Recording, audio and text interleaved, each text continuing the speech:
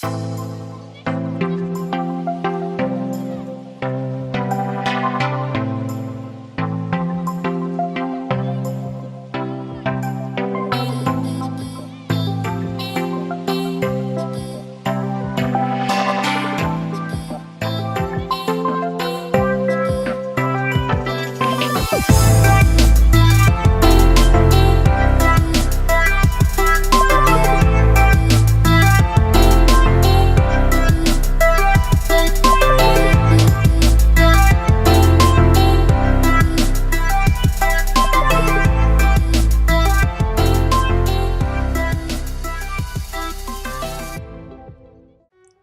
sweethearts! Happy Valentine's Day! Let me share with you my Valentine's Day makeup look.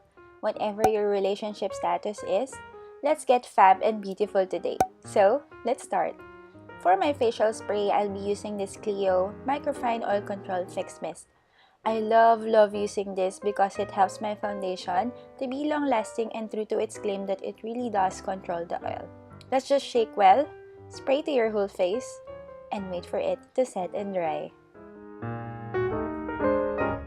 For the base, I'm using this Skill Cover Conceal-Dation from Clio in the shade 3BY. I'll just put at the back of my hand and will use my damp face and body blending sponge from Real Techniques. You may also buff it with a brush, but for me, I'll use a sponge to make it look more natural and sheer lang.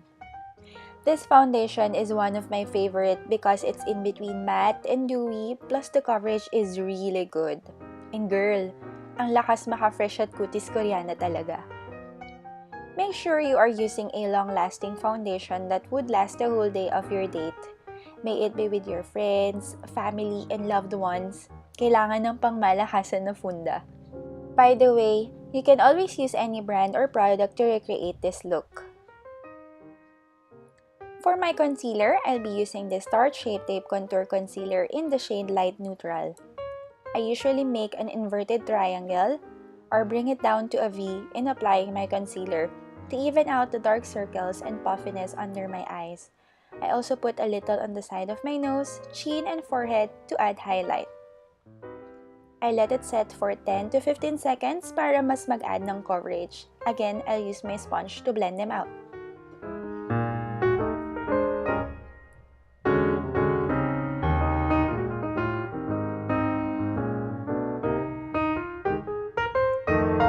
To lock and set everything up, I'll use my Coty Airspun Loose Face Powder in Translucent. Get a sponge, dip a little, and get ready to bake. Apply on both under eyes and on some parts of your face where it usually gets oily. You can put on your nose, chin, and jawline. Isama na rin natin ang neck para pantay. Now, wait for it to set and bake for 5 minutes. When it's done, I'm gonna brush it off using a powder brush from Real Techniques. Doing this step will actually make your foundation and concealer last the whole day, plus it will control the oiliness. Here I'm zooming you in so you can see how I do my brows using Makeup Forever Aqua Brow in the shade 15. I started off by brushing my brows and outlining from the middle part to the tail and the arch. I'll try my best to make my brows look good dahil medyo messy and full-grown na sila as of the moment. I definitely have to visit the brow waxing salon already.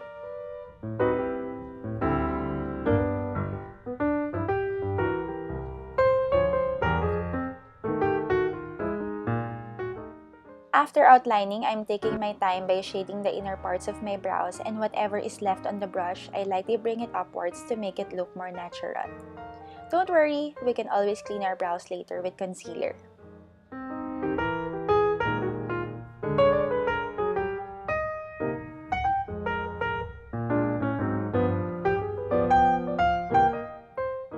Then, let's set everything with brow gel or brow mascara so that it won't move and will always be in place. Here, we'll be using my Benefit 3D Browtones to make my brows a little lighter. This is optional, sweethearts, but if you want a more defined and clean brows, you may always apply a concealer or highlighter on the arch and brow bone.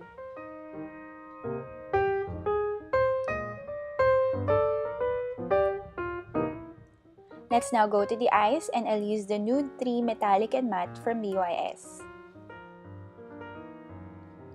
For the base, let's use the shade named Cream to make the colors pop on your eye. Now let's get this matte shadow named Caramel as our transition shade. You know the drill, tap off the excess. Get the fluffy brush and start to blend. I just bring it to the inner corner of my eyes and take time blending. For my crease, let's use the chocolate shade. It's little darker than our transition shade so that it will add more dimension to our eyes.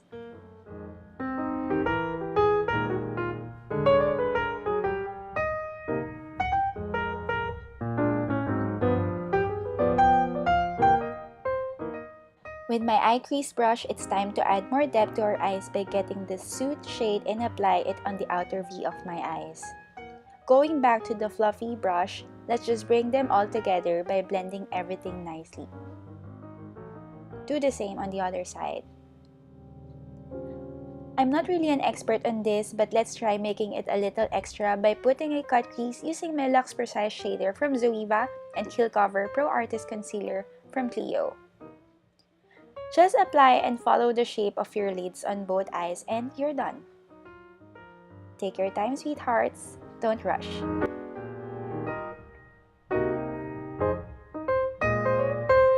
When you're done, get the shade Honey and top it off on your lids where you put the concealer.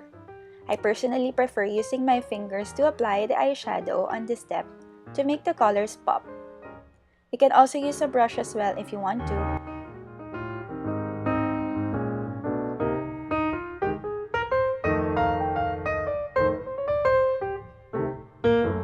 After doing so, use a fluffy brush to blend everything together. For my eyeliner, I'll use my HyperSharp Power Black from Maybelline. Let's make our eyeliner a little sultry and sexy by putting a small wing. Eyeliners are ready. It's time for some lashes. On the lower lash line, use the same warm shadows to give it a smoky effect and blend. I can't put mascara on my lower lashes because I really have thin and small hairs there. Too bad for me. Using my cheek parade from Benefit, let's contour our face so it won't look flat. And girl, kahit madami tayong kainin on our date night, ilalaban ng contour natin yan. I'll get the shade Hoola and start contouring my face with my Luxe Face Paint from Zoeva. Follow the hollows of your cheeks and bring it up to your hair to avoid any harsh lines. There! Oh, nabawasan na ba ng onti yung chubby cheeks ko? Don't forget to put on your forehead and jawline as well. For my nose, I'll combine Hoola and Hoola Light by using my fingers to apply and blend it with the same brush afterwards.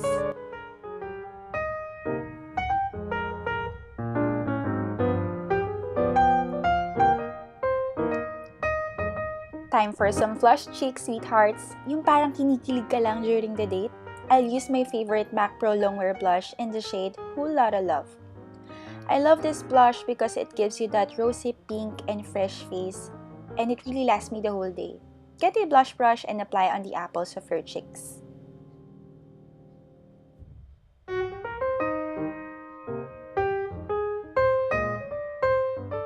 We're almost done, but before anything else, it's time for some glow. Using my Becca Champagne Pop Highlighter with a fan brush, I just apply on the high points of my face.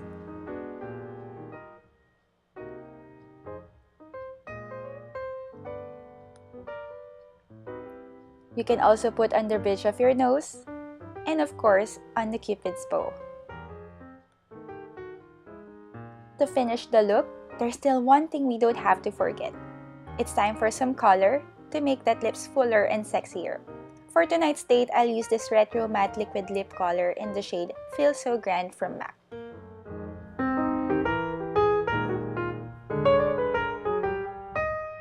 We're almost ready. I'll be putting all the products I use down on the description box for your reference. And we're done!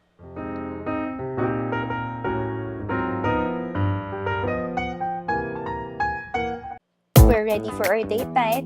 I hope you guys enjoyed this Valentine's Day makeup look and always feel free to recreate this look. Thank you for watching and see you on my next video. don't forget to like and subscribe to my channel.